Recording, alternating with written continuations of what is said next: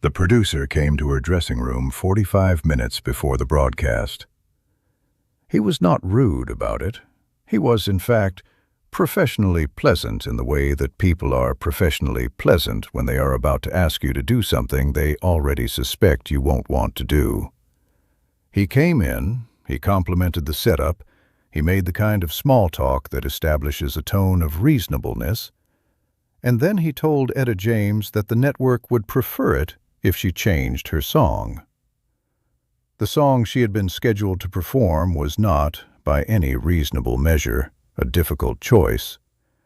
It was a Chess Records recording, one of her own, the kind of song that a young R&B singer might reasonably choose for a national television appearance in the early 1960s. It had an edge to it, not an aggressive edge, not something that would have caused problems on a radio broadcast or at a live performance, but an edge that the producer had decided, in the calculations that network television required him to make in that era, was more than the broadcast could comfortably carry. What the producer wanted instead was something lighter, something more accessible, which, in the language of early 1960s television, meant something that moved closer to the pop sound that the network's audience had already been given permission to receive from a black female artist, something that would fit more cleanly into the slot that had been prepared for her, which was the slot of a young, talented, non-threatening voice that could be placed in front of a national audience without requiring that audience to make any particular adjustment. Etta James let him finish. She was 24 years old, and she had been navigating variations of this conversation for most of her professional life. Not always with a television producer, sometimes with a label representative, sometimes with a radio program director, sometimes with a concert promoter who had specific ideas about what an Etta James show should look and sound like to fit a particular venue or a particular market. The details changed. The underlying request was always the same. Be a little less than you are. Be the version of yourself that requires the least adjustment from the room you're walking into. She had said yes to this request before. It was not always the wrong choice. There were moments when the room genuinely could not hold what she had to give, and reading that correctly was part of the work. She was not naive about the industry, or about the specific constraints of early 1960s television, which was not a medium that had distinguished itself in its treatment of black artists. But she had also spent enough time saying yes to understand exactly what she was giving up when she did. And on this particular night, 45 minutes before a national broadcast, standing in a dressing room in front of a producer who was asking her, pleasantly, to be smaller than she was, she decided not to. What the cameras captured that night was not the performance the producer had been trying to arrange. It was not softer. It was not more accessible in the way he had meant when he used that word. It did not move closer to the pop sound that the network's audience had been given permission to receive from a black female artist. It was Etta James singing the song she had chosen, fully, without the accommodations that the producer's request had been designed to produce. The song had an edge. The edge was present. And the studio, with its cameras and its flat lighting and its small, attentive audience and its professional crew, received something it had not been briefed to expect.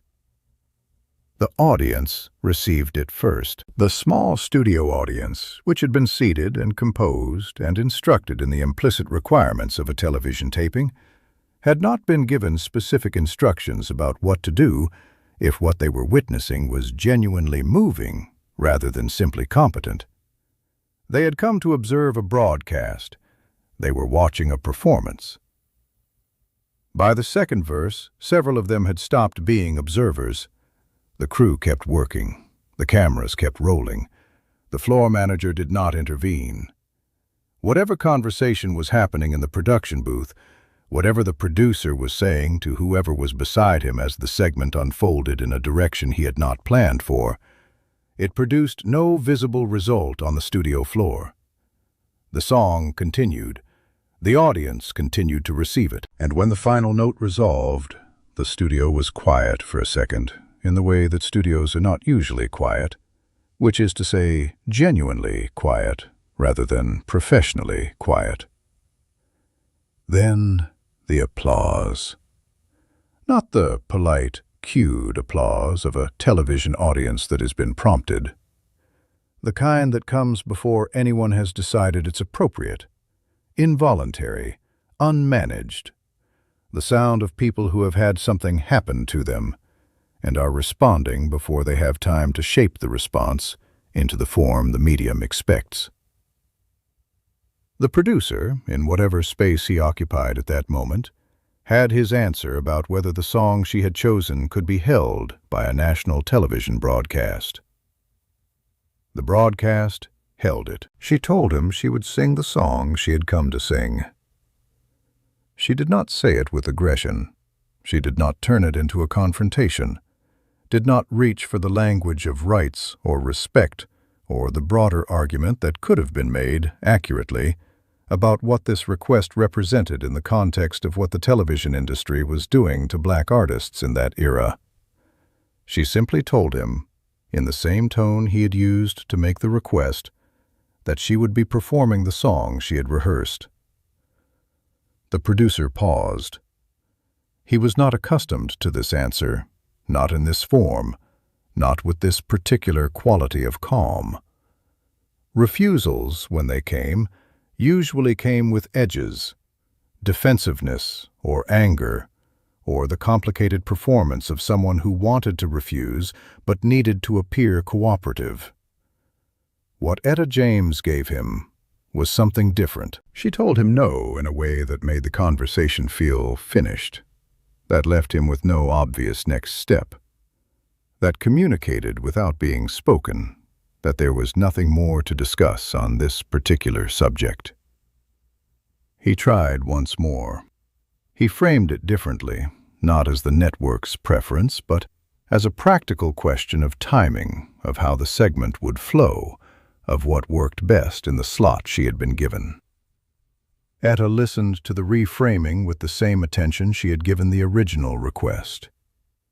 And then she told him again that she would be performing the song she had rehearsed. He left the dressing room. She finished getting ready. And 45 minutes later, she walked to the television studio floor. The studio was a different world from the theaters and clubs where she had spent most of her performing life. The light was different, brighter, harsher, designed for cameras rather than for audiences. The kind of light that flattened everything it touched. The crew moved with the precision of people who had done this exact thing dozens of times and were working to a schedule that had no tolerance for variation. The audience, the small studio audience that television productions used to create the impression of a live event, was seated in a curved bank of chairs beyond the performance area, their faces composed into the attentive expressions of people who had been told to look interested. Etta James stood at the microphone and looked at the camera. She had performed in rooms that were hostile to her, rooms that had not wanted what she had to give, and had made their reluctance known in various ways. She had performed on stages where the expectation was wrong, and the sound was wrong, and the audience had come for something else and was waiting, with varying degrees of patience, for her to give it to them. She had learned, through all of that, not to perform toward those constraints, but through them, to give the room what she had, regardless of what the room thought it wanted, and to trust that what she had was more persuasive than any arrangement the room had made for itself in advance. The cameras rolled. The floor manager gave the signal, and Etta James sang the song she had come to sing. After the broadcast, the producers said something to Etta James's manager. Not directly to Etta, The conversation was routed through the professional intermediary, the way difficult conversations in the music and television industries were typically routed, with a layer of management between the parties to reduce the friction and soften whatever was said. What was communicated through that intermediary was something in the vicinity of acknowledgement. Not a formal acknowledgement, not an apology for the request that had been made 45 minutes before the broadcast, not a statement about what the performance had produced or what it meant for the network's relationship with Etta James going forward. Something more guarded than any of that. The careful language of a person who knows he was wrong, but is in an industry that rarely rewards direct admission of being wrong. Etta James received this through her manager. She did not, by most accounts, respond with particular warmth. She was not in the business of rewarding people for not apologizing, and she was old enough by then to understand that the acknowledgement she was being offered was the version that cost the person offering it the least. What she kept from that evening was not the acknowledgement. It was the knowledge of what the refusal had produced, not just in the broadcast, but in herself. She had refused to be smaller than she was in a room that had specifically requested smallness, and the room had been wrong about what it could hold, and she had been right about what she had to give, and the cameras had rolled anyway, and the audience had heard what the producer had been trying to prevent them from hearing. This was not the last time Etta James would face a version of this request. The music industry, the television industry, the radio industry, the concert industry, all of them at various points in her career would produce their own versions of the producer who came to the dressing room with a clipboard and a pleasant manner and a specific idea of what she should be. She did not always say no. There were negotiations, compromises, adjustments made for practical reasons that had nothing to do with capitulation. A long career in the music business requires a certain flexibility, and Etta James had a long career. But she knew the difference. She knew the difference between the adjustments that left her intact and the ones that asked her to be something other than what she was. And on the nights when she knew the difference clearly, when the request was not ambiguous and the room ahead of her could actually hold what she had, on those nights, she walked to the microphone and sang the song she had come to sing. The producer had wanted something lighter. What went out over the airwaves that night was Etta James, full and undiminished, on a national broadcast that had tried to arrange for something else.